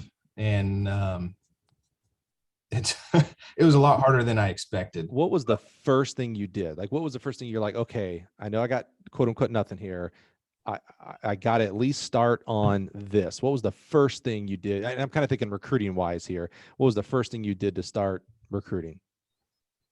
Recruiting was number one. The first year I shotgun blast emailed everyone in the state right away. And it wasn't everyone. It was, I first I made a list of standards based on the MIAA, and it was different from when I was at Limestone. But you look at the MIAA standards and you average out the past few years and you look at, okay, what's it take to be top 8 in this conference? What's it take to be top 20? And so you set your standards wherever you think is best. And I set mine at a certain level where I feel like if I get kids that hit these marks as a junior in high school, I need to recruit them as a senior. And so I went through every event and basically put the kids on a list. If you hit these numbers in your junior year, I'm going to recruit you. So I specifically in the state of Kansas. Right away, yeah, state of Kansas right away. I wanted to make sure I had the state of Kansas covered, but it did branch out to other states: Texas, Oklahoma, Nebraska, all that stuff. Kansas, if you're not from Kansas, maybe you don't know this, but Cam knows this, and I coached in Kansas, so I know this. There are a ton of stinking schools in Kansas, and all of them with track programs, by the way. I mean, from I'm not sure how many D3 schools, but D2, Division I, NJCAA, NIA. I mean, there are just, I mean, for a small populated state, there are a ton of collegiate opportunities. So I was gonna say, so when Cam calls and emails these guys, yeah, you get in line. So has Fort Hayes and Emporia and Yes. back then Johnson County, and Yes. I mean, it's Yep. I think there's unbelievable. like 34 or 36 colleges in Yeah, Kansas, yeah. which we're not a very heavily populated state anyways. So when you're talking about 30 something schools that have track and field that are also recruiting uh, the athletes that go to the state meet or whatever they recruit, Hmm. however they do it. Yeah, we're recruiting the same ones. And so, yeah, I was recruiting kids that were also looking at Pittsburgh State, who just Hmm. had a big 300 Right. meter indoor track and host national meets. I'm recruiting kids that, want to go to Fort Hayes or Emporia State or Yep. Wichita State and KU, Right. K-State. Like we're recruiting all the same kids. Yeah, it's not 30 bad schools either, by the way. I mean, No. just what you just mentioned there, it's like, oh yeah, these guys are these schools are top 10 at NCAA or NCAAs and NAIAs and JUCOs Yeah. every year. Yep. Yep. And here And so comes Washburn. it was tough, but I had a lot of people, we got a lot of interest. So that first year I brought in 60 athletes that first year. Wow. So, but that was the goal, is kind of get the name out and get interest built up. But out of those 60 athletes, only one of them was a Kansas State champion. And Oh, okay. Hold on now, though. You say only one. This is your first year. We just talked about all these schools, first year program. yeah, I'll say it a different way. I'm shocked and in awe in a positive way that you signed a state champion. I mean, that kid, whoever it was, had to have a lot of other offers. So that's bravo for a yeah, first year. yeah, yeah. She ended up doing well. She scored for us in the hurdles every year she was here. And Awesome. so, but that's the level of athletes that at this level you need to get. Right. And so the first year we got a lot of bodies, which was really good. The university was really happy. And we had some good athletes come in, one state champion. We scored a few points at the conference meet, didn't get last place. And so we was like, that's a success. Yeah. That's a success. The next year we signed a handful more state champions. And then every year it kind of progresses and snowballs. And so, just starting a program in the MIAA was brutal, because I'm taking these 60 freshmen and saying, all right, let's go to this conference championships where you're going to be running against elite athletes at the MIAA level. Yeah. Tell us who's all in this conference, because this is a heck of a conference. Yeah. So you're going to have, maybe 5 teams that from year to year have a chance to win a national championship. Right. A few of them have in recent history, whether it's Central Missouri, Pittsburgh State, Lincoln, Missouri Southern. Those just rattle off the top of my head right away. Literally, Missouri's come up since they just built their new facility. Yeah, Brandon, I think. Yeah. Yeah. So you've got 3 schools that have top level facilities. You've got another 3 that have facility. No, more than that. That have facilities, whether it's 200 meter flat facility, which is great. So when you're talking D2 level, schools with facilities and coaches that have been around for a long time, a very good conference. Yeah. Well, so you're talking about facilities, and we can kind of start pivoting a little bit to this indoor facility you built there at Washburn. So how long have you been at Washburn now? It's 6 years. So 6 years. So everybody's going to want to know, because there's plenty of coaches right now listening going, wait a minute, I've been at my school for 10, 20, 30. We've had a program for 40, 50, 60 years. We don't have a facility. How did you do this? So what was the commitment level from Washburn that within 6 years, and really the facility's been open for about a year now. So within 5 years, they not only started a program, bravo to Washburn for adding track and field, healthy things grow. Love that. But then on top of that, also said, yeah, but we need an indoor facility for you as well, and builds this palace, this cathedral that you built that we need to start talking about here. Yep. So what was the commitment level from Washburn and with you? And was that part of your interview? Did they say, hey, we're going to also build indoor, or was did that come along after?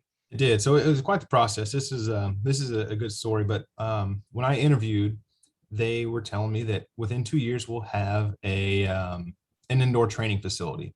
So they had already planned on having an indoor facility of some sort. But at that point, it was a $10 million football field, indoor football field. And what their plan was to have, 2 lanes of track that go around the field, between the field and the wall, because you have to have a certain amount of space. Right. So they were just going to fill that in with a track. So we'd have 2 lanes of track to train on inside this field house thing. And so, in my head, I was like, okay, well, that's better than anything I've had in my other schools. Right. An indoor place to go when the weather's bad in Kansas is great. Yeah. So plenty of people would have been extremely happy with that. Absolutely. Yeah. Yeah. So that I take the job, I get here, I see the plans, and it's literally a rectangle track that goes around the football field.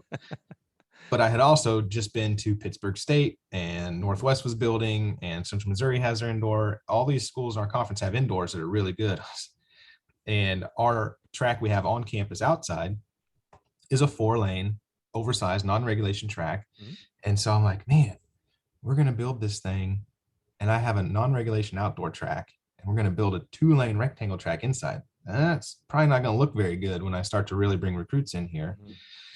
But anyways, I saw the plans for that, and my first step was like, rectangle track's not going to be great for us. Can we find a way to get those rounded so we can at least run real workouts inside if we had Right. to?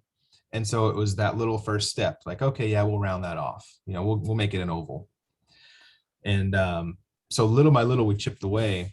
And each step, when I presented something new, they're like, I don't think we can do that. That's going to make the cost go up. We can't spend more than 10 million on it. We can't spend more than 10 million on it.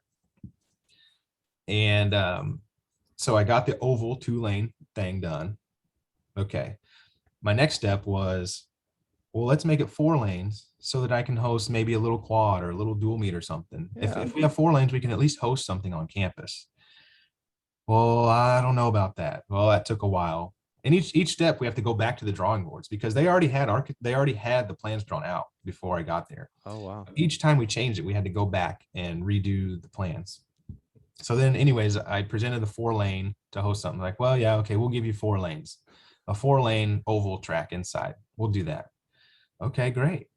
And then finally I was like, if we're gonna do 4, we might as well do 6. We're in Topeka, Kansas. You've got Pittsburgh State down the road who's hosting national championships. You've got Northwest Missouri who's building a brand new 300 right now. You've got Central Missouri, Nebraska Kearney. All these schools have something. Missouri Southern, they all have indoor tracks. And I already have a 4-lane outdoor track that's not regulation. And we're going to build a 4-lane indoor track. And I'm supposed to build a program and recruit kids, and they're going to take us seriously with a 4-lane track inside. We need to do 6. We can host better meets. We've got the infrastructure in Topeka to host people at hotels and places to eat, and airports easy to get to an hour away. Like, why aren't we hosting big meets? Why aren't we building something to host? And so this was now probably a couple years in where we'd already delayed the process because I was supposed to have this indoor $10 million facility by now. But anyways, Interesting. 2 years into it, we're still debating on what we want to do. Well, somebody said the right thing at some point, and we got approved for a 300-meter indoor facility, just like Pittsburgh, just like Northwest. And so we got approved for that. It was like, perfect, plan achieved. We did it. We got what we needed. And so we had gone through the whole process now of planning the 300-meter track and what do we want in there. And I was at a track meet on a Saturday, and I saw an Instagram post of what Texas Tech had just built with their 200-meter bank track football field next to it. And it just hit me right away. I was like, that is brilliant. That solves so many issues. It's a great design. Yeah. So many issues. And so I was supposed to meet with my architects on Monday, that following Monday, to tell them what we needed in our 300. So I show up Monday morning. I go to my AD. I show him the Instagram picture. I was like, what do you think if I present this to the architects this morning? He's like, well, I think it looks pretty cool. Go ahead, see what they say. And so I just simply asked, I showed him the design. I said, can we do this in the same footprint? Because I was at the meet on Saturday, literally stepping it off with my feet. Like, okay, I know how much square footage our building we have now is. If I go and ask for more square footage now, they're going to kick me out of this place. Right. Yeah. You'll hit your limit. I was looking around Central Missouri's track. I was like, okay, how wide is this? How long is this? What's the 200-meter track? What's it take to fit a 200-meter track in there? And what do we add on when there's a football field next to it? So I was stepping it off and doing calculations in my head. Like, I think the square footage is pretty close. So I asked the architects. They start putting it together like it's identical. Square footage is the same. We shorten the building, widen the building. Square footage is the same. You'll save some money because we dropped some steel costs down. And so the cost of steel goes down a little bit. Well, we didn't save money because you spend more on doing a bank track. And once we got that, it was like, if we can do this, we're doing it all the way. You're not putting a 200-meter flat track in this building because this is going to be something special. Right. It's either going to be 300 like we were doing or a 200 bank track. And I convinced everyone. I showed them the benefit of the 200 bank next to the football field. I said, if we're going to do it, be different than Pitt Northwest, Mhm. but better. And so we're going to do 200 bank, football field next to it. We're going to spend more money, but we're going to have really good track meets, and we'll get people that want to come here from all over the country. And so long story short, it goes from a $10 million indoor football field to a $20.2 million indoor playhouse for us. 200-meter bank track, fast, best surface we could get on there. The turf right next to it is bigger than what you would get on a 300-meter indoor track because you don't lose the end zones, you don't clip anything off. So we have a full 110 yards of turf right next to a championship level track. Throws facilities stand alone on their own. Jumped runways are recessed into the ground, so they're raised runways that are flush with. I mean, it's just a facility that people need to see. So, first of all, bravo, because there's some lessons here in that story. You know, I work with and talk with coaches around the country daily, and I'm mainly in facility work. So, you know, working through with your facility in Oregon and the new one out in Virginia Beach and et cetera. And a lot of times when I'm talking to coaches, it's a little sad, but we seem to have this mentality that, hey, we're just track coaches. I couldn't ask for this. I couldn't ask for more. I couldn't ask for this pit size for pole vault because it's safer. I'm lucky. That's what I hear a lot. I'm lucky to get X. Mhm. You continued to push, and it's interesting because the dynamic here is that this is also a football facility.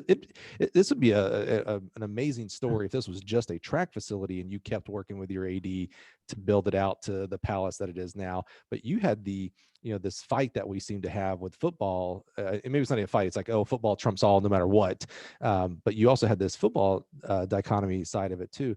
But I love that you kept pushing, that you didn't settle. And it'd been one thing if you would have, almost air quotes here, only gotten a 300-meter track or something like that. Mm-hmm. But you continue to push like, hey, well, what if we did X? So, hey, and literally like you just show up on a Monday, like they're ready to sign off. And you're like, oh, hey, wait, I saw something on Saturday. You wouldn't believe how many people were probably so annoyed with me at that. Yeah, I do wonder how close maybe you came to getting fired on that day, to be real honest. But I love that you didn't settle for your program and for our sport, that you kept pushing to get what you got. And you got, I mean, you didn't just get a track, man. You got a facility, this playland, as you. Yeah, it's the real deal. It's awesome. It's the real deal. It really is. But you know, in my heart, when I took this job, I knew it could be really, really good. Again, I grew up here, so I have maybe a little different opinion or viewpoint on it. Mm-hmm. But there was lots of kids like me. I came out of high school, and I was, you know, in my head, I was a pretty good high school athlete. If I was recruiting myself now, I'd be trying to throw the world at me. But that didn't happen when I was coming out of high school. I just wanted to come to Washburn, right, because it was close to home. And there's a lot of kids in this area that see Topeka as, I'm going to go to a little bit bigger town. It's not in my hometown. It's a little bit bigger, but I'm still close. You know, we got a lot of small towns around here with a lot of good athletes that wouldn't mind sticking around close to home, but don't want to go away to college in a different state, or don't really feel comfortable at a big school like KU or K-State, Wichita State. And so they're looking for something that's a little bit smaller, and we would fit right in with them. And so there's a lot of kids that want to come here, and Topeka being the capital of Topeka, or the capital of Kansas, population around here enjoys doing things and watching track. You know, we have the Kansas State Sunflower Games every summer where people come, and, you know, people that aren't college athletes come and run track. And there's a lot of track fans around here. And so just knowing that we can do something special to grow the sport and to get some exposure just in our little area. I know we're a Division II school, and we're not going to have ESPN camera crews on our campus or anything like that, but we can still make it fun for people around here. We can still get some excitement by bringing in big meets. Lawrence at KU hosted the Hershey Junior Nationals a few years back, and that brought a ton of people to the area, and that overflowed from Lawrence right into Topeka. And so people understood that it was good for the town. It's good for the economy around here when you have a sport that can bring in events that are multiple nights, multiple days, and it's just good for us. So as you went through this process of working with your AD and architects and many, many other football coach, there's other people in this network that are on this facility. What advice, we thousands of coaches listen to this podcast. So there's people listening right now, and maybe you're not trying to do a facility, an entirely new facility, but maybe you're trying to upgrade your pole vault pit or your hurdles or your hammer cage. Cam, what advice do you have to them in regards to the pride of your sport and your program, and how maybe to work with those administrators to, I don't want to say to push to get more, but to really push to get what you deserve? You gotta understand what language the administrators speak and what they want to see. I didn't just go ask when I showed up for a $20 million indoor facility because I wanted it. Mm-hmm. You have to figure out reasons why they think it's going to be a good idea. They didn't start track and field here to just see it fizzle out and to not be good. And so I think that really helped me, that, hey, you guys just started a track program. And if you really want it to be good, do you want it to be good, or do you just want it to bring kids in the door? And so the answer to that for them was, well, we want to be good. We don't just want you to have bodies. We want you to be good. So, okay, well, we want to be good. We need to look at what these other good programs have and what they do. And this will help us be good. And that was one of the things that we talked about, was you put all the money into starting this program. And if I'm recruiting kids and walking them around our campus right now, they see a 4-lane outdoor track that I have my own hand painted lines on, and we're going to build a non-regulation indoor track. They're not going to take us very seriously, but you just started a program. So what can we do to make this better? And then I think what really got the ball rolling was the financial side of it, on being in Topeka, being able to bring in national meets, and what impact that could have on the community.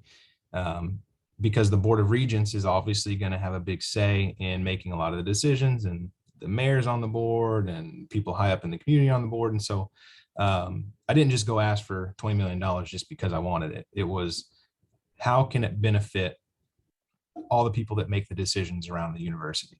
How can this benefit the AD? How can it benefit the administrators, the president, the people around town, and figure out what steps you need to take to get there?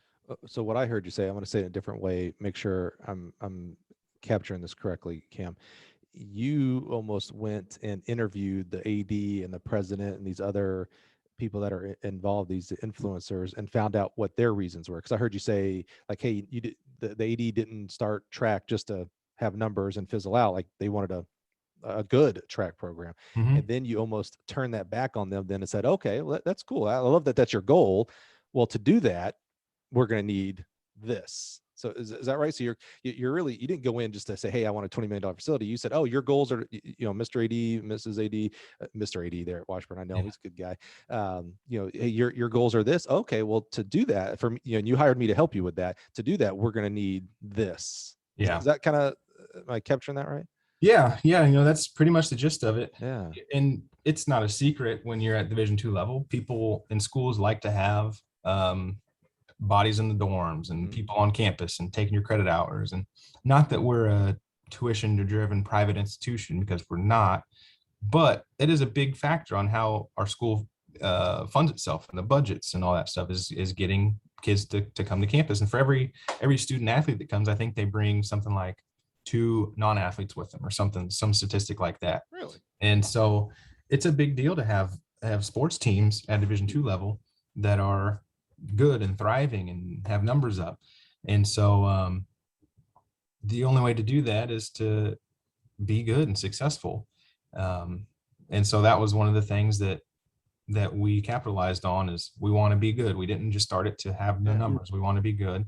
And if we're building this facility already for football, and to have an indoor facility, let's spend the extra money and do it right. And then we will be better than anybody else at our level. And I think the idea that we will be better than everybody else if we did this, it's facilities wise. Nobody else in Division II level has a bank track. We're the only one.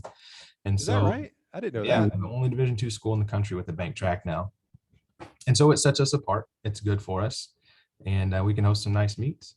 But, just understanding what makes your administrators tick, and trying ways to, I don't want to say, because not to manipulate them, but make them think that your ideas make sense and it's going to help them. It's going to benefit them.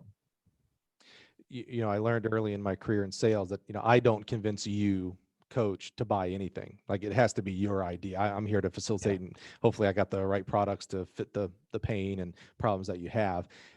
You're explaining that kind of that same way. It's like, hey, AD, you're the one, it's your idea. You're the one who wanted a great track program, or, a track program and also be great. Yeah. Okay. I'm here to help you with that. Yeah. Here's what we're going to need. I'm going to present you with the options. Yeah. I'm going to present you with the options, and one of them is going to sound pretty good. One of them might not sound as good, and you can choose which one you want. And if they want to do what doesn't sound as good because that's what they have to, then okay. But a lot of times, if you present them with the options and one of them sounds quite a bit better, they're like, let me figure out how to get that. Well, that sounds good. And you give yourself a shot to get that. Here we're talking about a facility, to get that upgraded facility, right? If you don't, I don't want to say if you don't ask, but if you don't present it correctly, well, then the answer is always going to be no, because you're not even getting the shot. Yeah. And then depending on what they answer, you get to decide a little bit like what you said about Limestone, right? Like, oh, that path was blocked. Like, I had reached the top of what Limestone was going to be at that opportunity. So you had to make the decision of, okay, go to an assistant job somewhere else, because then that path had a higher ceiling for your goals that you had. Well, it's the same thing here. If the school decides, hey, we're not going to upgrade your pole vault pit, okay, then you have to decide as the coach, well, okay, I'm either going to continue to be here and we're just not going to have pole vault, or, I don't want to pole vault unsafely, so we're just going to stop, or I'm going to go somewhere else or do something, find another way, if you will. And you found another way of, like, hey, presenting here, and you must have amazing presentation, and I know you have charisma, so I know you have that part. But I mean, to make so many changes to the original project is what kind of blows me away. Because you mentioned about the architect drawings and stuff. Every time you do that, it costs money, and considerable money in the scheme of things. So I'm really impressed. So there's two, when you're doing a new facility, besides the design and things like that, there's kind of two major decisions that you have to make. There's a lot of decisions, but two of those decisions are going to be your surface and then the equipment that you're going to choose. How did you come about those two choices, and what did you end up? Spoiler alert on who he chose on the equipment side. I wouldn't be asking the question, but I am curious how you came through, some thought process there on the surfacing and equipment. That when the surfacing took me, that was a process. I was going back and forth. I really didn't know which one to go with, and it was really either Gill and Bynum. I mean, not Gill and Bynum. Let's not start that rumor. Bynum or Mondo. Mm-hmm. And Mondo has a great product that's been in lots of indoor facilities, and I think Bynum was just starting to get to where they were doing more and more indoor facilities. Mm-hmm. And I got samples of both. I talked to all the reps. I called around to people. Yeah, I was gonna ask, did you do investigation like that? Mm-hmm. Yeah, I did. And I think that had a lot to do with the way we went. And I don't want to sound negative or folks, but no, it's about the positives of why you chose, not the negatives of why you didn't choose. And so, I the reviews from working with both, I felt really comfortable that Bynum was going to take care of the track after we installed it. And we really competed well. When we went to other facilities that had this new Bynum surface, we competed well. So it wasn't, there's not a gap in performance, in my opinion. There's no gap in performance. What I was looking at was the maintenance of it and the ease or difficulties of replacing areas that get chewed up pretty easily. Mm-hmm.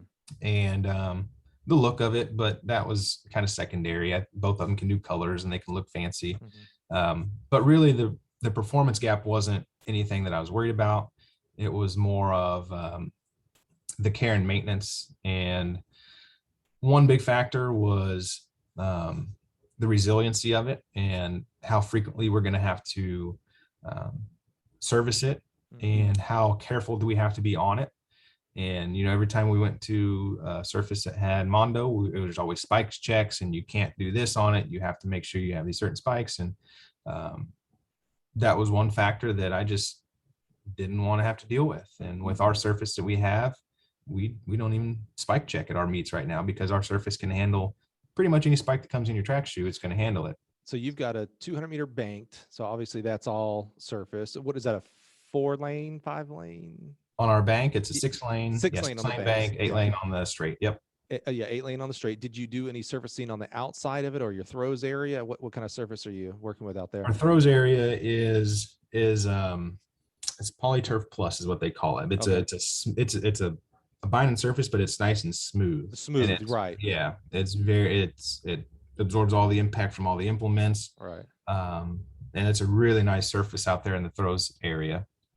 But everything on the infield is the Binen 2000 Hobart texture. All that stuff is You surfaced all the way on the inside? Yep, Oh, all the way on the nice. inside. Yeah. And So there's no like little pockets where kids have to step down onto cement or anything like that, or not asphalt, but cement and stuff. It's all surfaced all the way around. Yep, it's all surfaced all the way around. Awesome. So we can use every inch of it for training.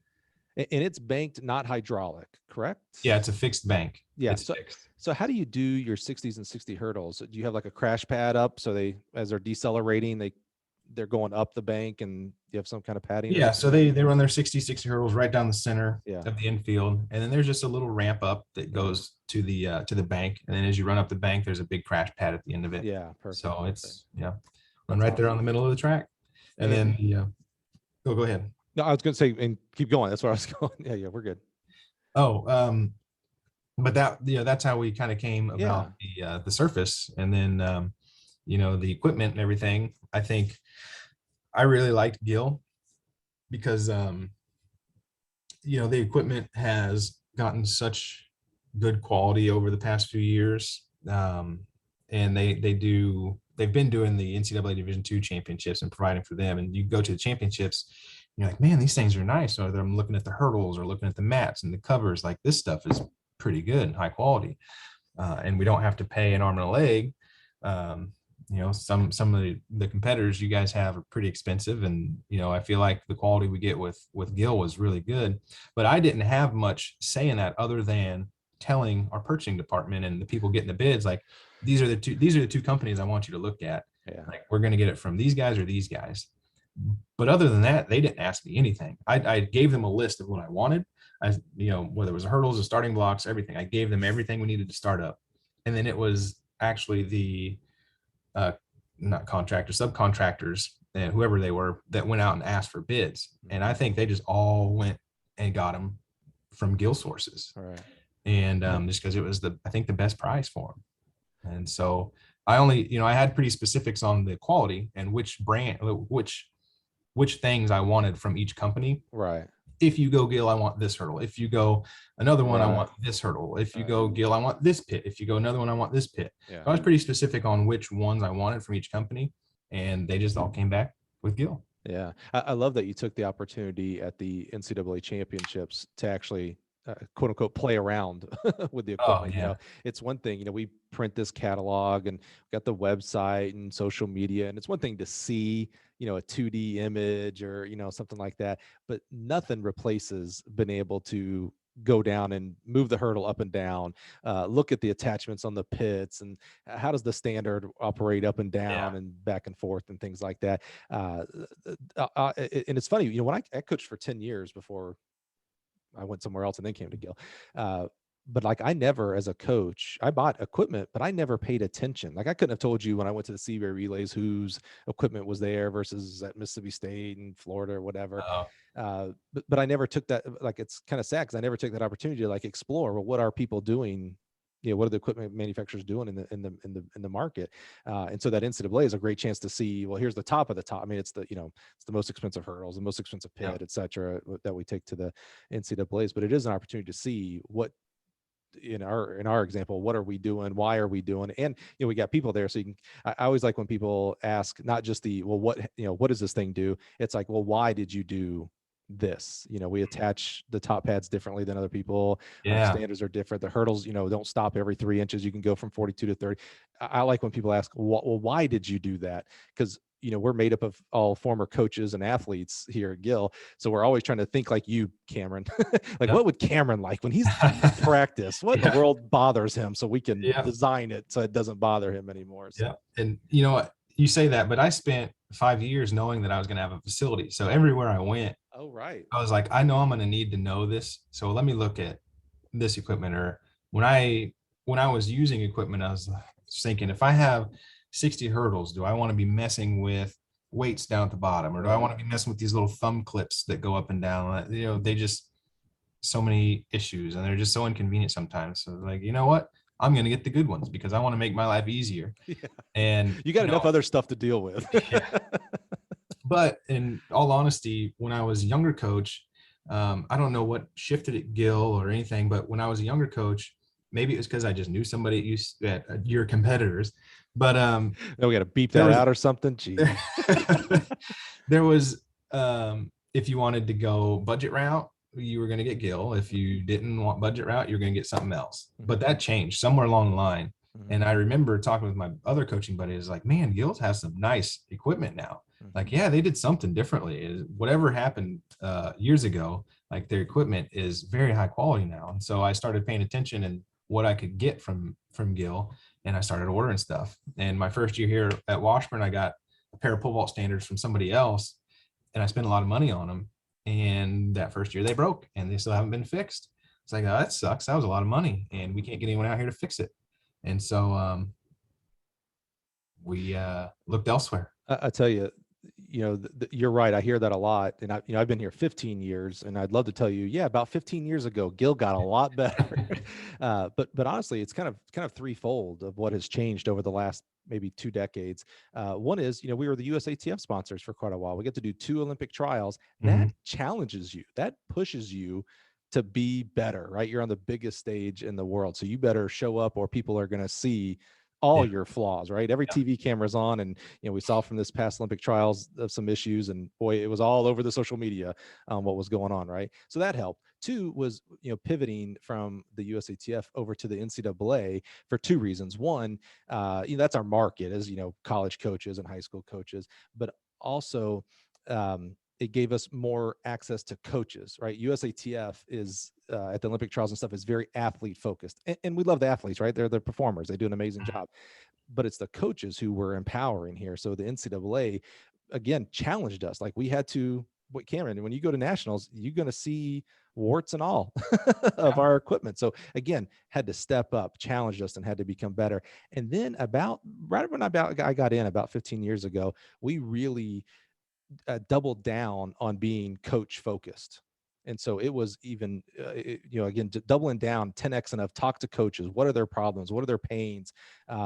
Overall, not just equipment, recruiting and uniform buying, shoe buying, travel, etc. What is going on in a coach's world? Because we have to fit in there, and we almost want to. It's kind of weird. We want to fit in, be premier, and you can see the nice standards and graphics and things like that. But we almost want to be like invisible. And what I mean by that is when you're coaching, whether it's practice or at a meet, I don't want you focused on the equipment. I want you focused on the athlete. Yeah. So it really became just this challenge of like, okay, how do we become the premier brand, but also kind of be, in the background so they can go do what they want to do. And that's coach. Yeah. Yeah. And, it's word of mouth goes a long ways, because I did the same thing with my equipment dilemma. I would call other people that I'd go to a meet. I'd see they had Gill. I'd call them, hey, what do you think about the equipment? Because I see you have new Gill hurdles or new something. What do you think of it so far?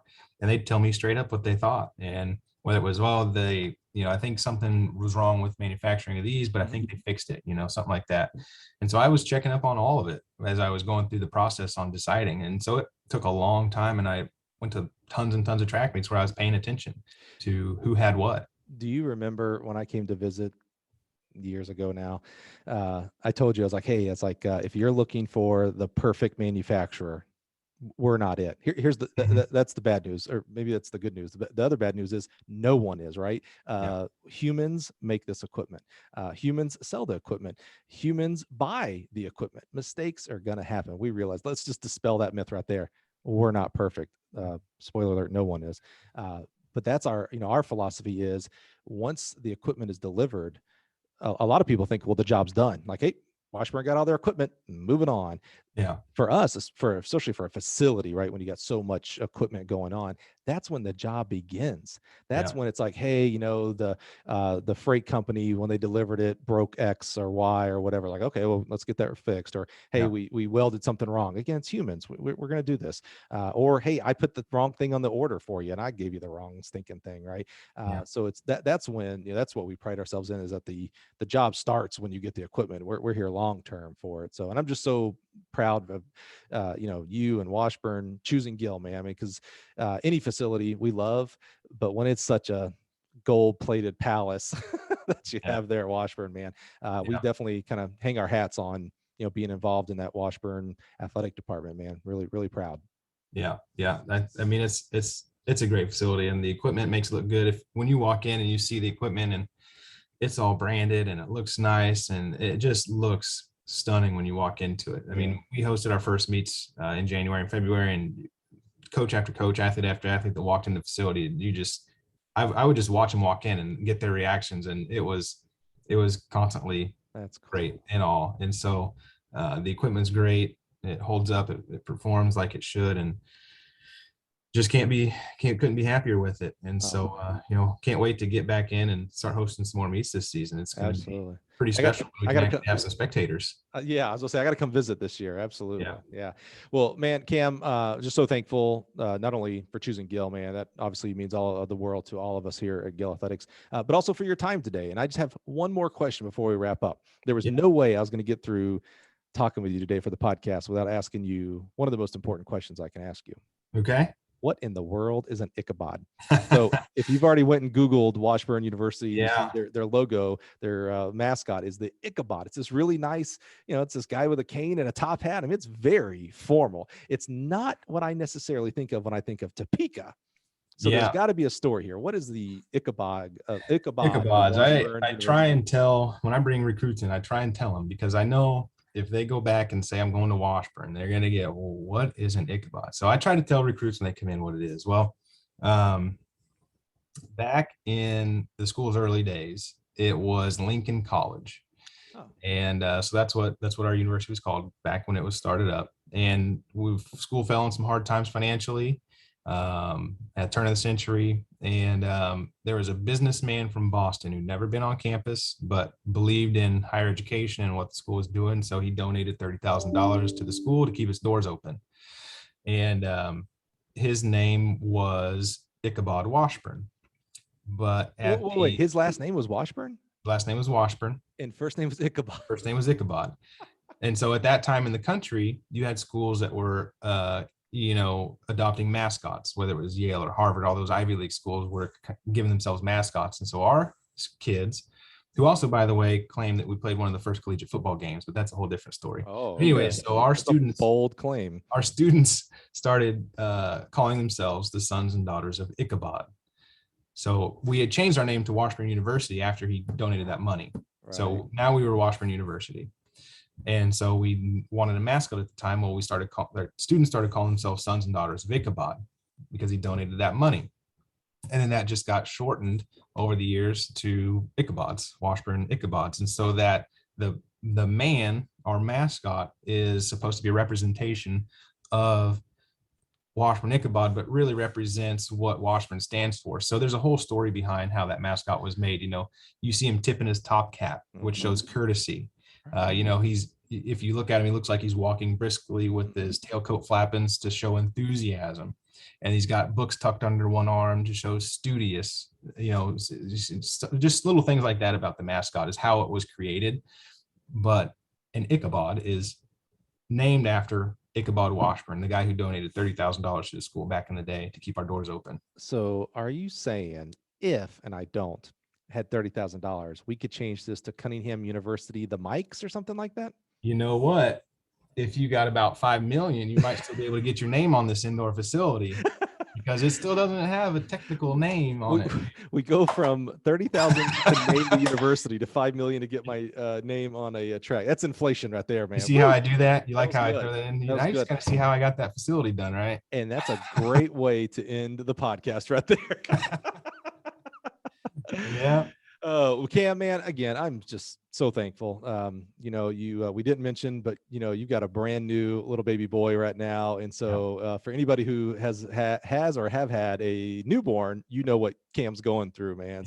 Yeah. So thankful that you carve out some time for us because I know life is busy. Just because it's summer for a track coach, sorry, dad comes Yeah. first, and Yeah. husband and all the other amazing roles that you play there. So just so thankful that you'd spend time with us and let us get to know you better, and hopefully bring value to other coaches on some of the I love your thought patterns. Not only we talked about the design of the facility, but your thought patterns on how choosing the surface, choosing the equipment. I think there's value there in other coaches as they get along in their careers and are trying to figure out what to do with budget and facilities and upgrades of equipment. Just some, what another coach, how he did it. Maybe that can help you as you're working on your equipment. So, man, Cam, thank you Yeah. so much for providing value today. Absolutely. No, I was happy. It was great talking with you. Awesome, man. Well, thank you for being here today and listening. Weekly we bring you coaches from around the world, and just excited to show you different aspects from Division I, Division II, Division III, high school, even some behind the scenes. Last week we had great Irvin Lewis from University of North Florida, an associate athletic director there of operations and facilities. Just again, bringing you value to help you in your coaching career as you go along in this amazing journey. So thank you for being here. If you received value today, I'm going to go out on a limb and say probably someone else in your network would receive value from listening to Cam's story. Please consider sharing this on Facebook, Twitter, Instagram, TikTok, whatever social media you're at. Maybe you're like Cam and you're just emailing and texting people. That works too. So just share it with everybody else, and come back next week and we'll have another great guest for you. So thanks again for being here.